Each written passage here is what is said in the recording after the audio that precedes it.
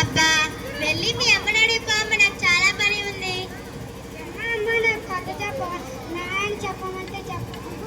అవునా, నాన్న చెప్పనన్నాడా? నాకు తెలుసు, మీ నాన్న ఎప్పుడూ ఇంతే. సీఎం కూడా ఇంత బిజీగా ఉంటాడు. నాకు వంటింట్లో పని ఉంది, వెళ్ళి మీ నాన్నమ్మని అడిగిపో. మీ ఇద్దరు ఎప్పుడు నేనేం అడిగినా పనుంది పనుంది అంటారు.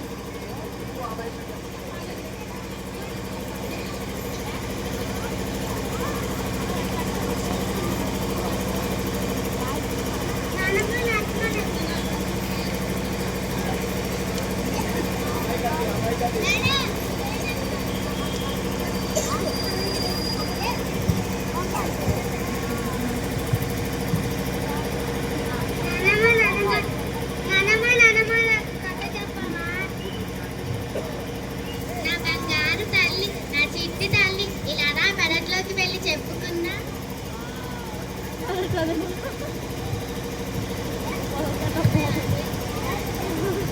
తమ్ముడు నువ్వు కూర్చోరా.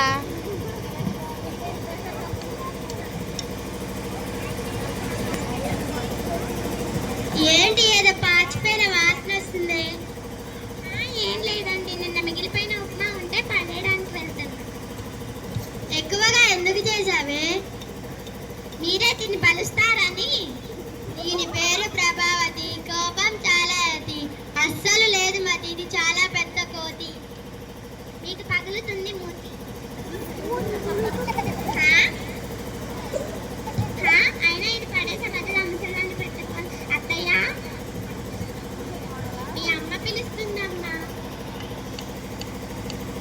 ఏంటమ్మా చెప్పు. మీకోసం ఉప్మా చేశాను, తినండి. ఉప్మా పాచిపోయిందమ్మా, తినలేను. పాచిపోయిందా? మీకోసం వేడివేడిగా జీడిపప్పులు వేసుకొని తెమ్మంటారా? పాచిపోయిందంట, పాచిపోయింది. ఈ వయసులో అంతంత తిని ఒలింపిక్కి వెళ్ళి వేగి చేయాలా ఏంటి? సిగ్గు లేకపోతే సరే. చిచ్చి, పెట్టిన తినలేంట పువ్వులే పడింది.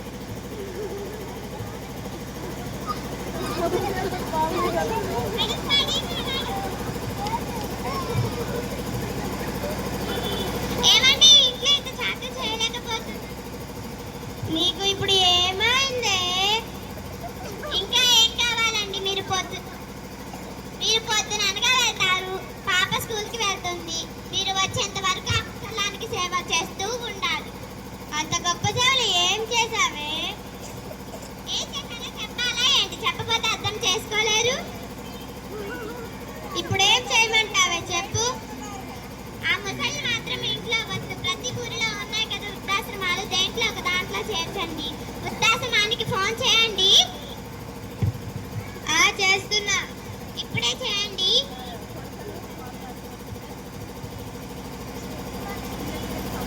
హలో, జగ్గయ్యపేట వృద్ధాశ్రమం అండి. ఒక ముసలావిని మీరు వృద్ధాశ్రమంలో చేర్చాలి అనుకుంటున్నాం. ఆమె మా అమ్మే అండి.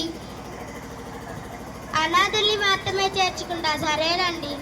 ఏమే అనాథుల్ని మాత్రమే చేర్చుకుంటారంటే? అనాథనే చెప్పండి, వేరే ఊరికి ఫోన్ చేయండి. చేస్తున్నా.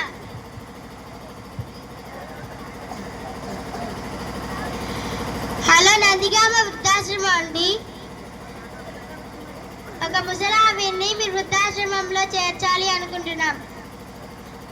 ఆమెకు ఎవరూ లేరండి. రేపు రమ్మంటారా? సరేనండి. ఇవాళే వస్తున్నామని చెప్పండి. ఏం చెప్పాలో కూడా తెలియదు. చిచ్చి, వసే ముసలి, నీ పీడ వదులుతుంది నాకు. నిన్ను వృద్ధాశ్రమంలో పడేస్తున్నా. అమ్మ ప్రభా, నేను వృద్ధాశ్రమంలో ఉండలేను. నా చిట్టి తల్లిని, నా కొడుకును చూడకుండా ఉండలేనమ్మా. నువ్వు చెప్పినట్లే వింటాను, నీకు ఎదురు చెప్పను. ఇంతకు ముందు తెచ్చిన ఉప్మా ఇవ్వమ్మా, నేనే తింటాను. పోవే ముసలి, అక్కడ నీ చావు నువ్వు చావు. ఓ దేవుడా.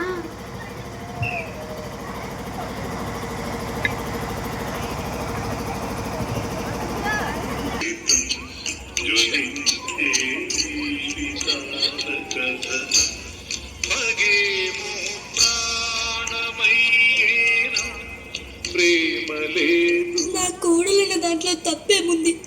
ఇప్పుడు నేను బ్రతికి మాత్రం ఎవరిని ధరించాలి? నా బిడ్డల భవిష్యత్తు నాకు ముఖ్యం. వాళ్ళ జీవితాలకి ఆనందానికి నేను అడ్డం కాకూడదు.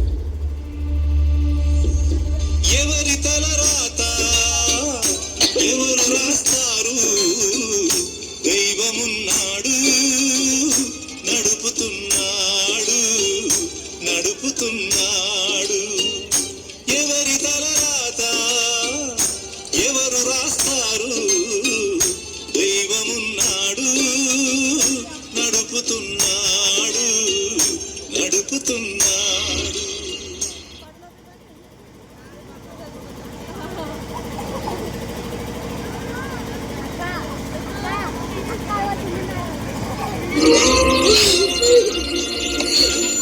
అమ్మను మించి దైవం ఉన్నదా?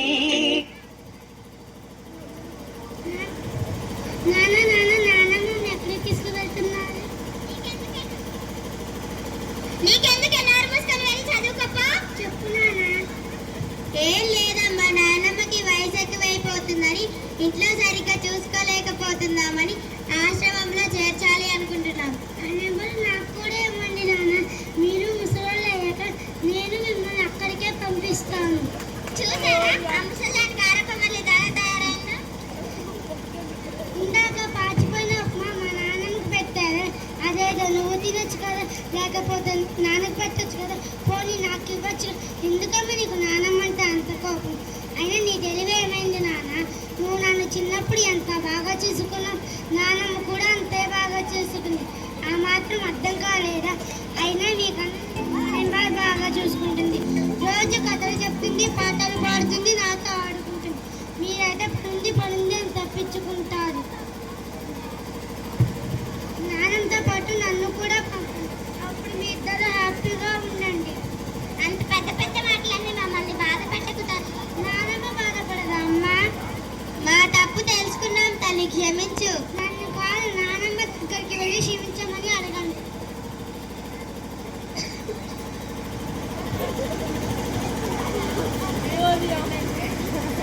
ఇలా రా అమ్మా. ఆగమ్మా. మమ్మల్ని క్షమించు అమ్మా. మమ్మల్ని క్షమించు అత్తయ్య. మీ విలువ తెలుసుకోలేకపోయాము. మీ ఇద్దరు ఎప్పుడు నా బిడ్డలే అమ్మా. మిమ్మల్ని క్షమిస్తానులే గాని తెప్పించను. మా నాన్నమ్మ బంగారు కొండ. క్షమించింది కలేవండి. అమ్మను మించి దైవం ఉన్నదా? ఆత్మను మించి అర్థం ఉన్నదా? కళ్ళ ముందు బిడ్డకు చందమామను చూపిస్తూ గోరుముద్దలు తినిపించి జోలపాడి నిద్రపుచ్చే తల్లిని చూసిన వాడు ఎవడైనా కన్న తల్లిదండ్రులను నడివీధుల పాలు చేయలేడు. ఎందుకంటే ఆ తల్లిలాగే తన తల్లి కూడా తనని అలాగే పెంచింది అనే ఇంగిత జ్ఞానం గుర్తుంటుంది. కాబట్టి మనం బ్రతికుండగానే మన తల్లిదండ్రులు వీధుల పాలైతే మనం చచ్చిన వాళ్ళతో సమానమే. ఆలోచించండి. అవతార పురుషులై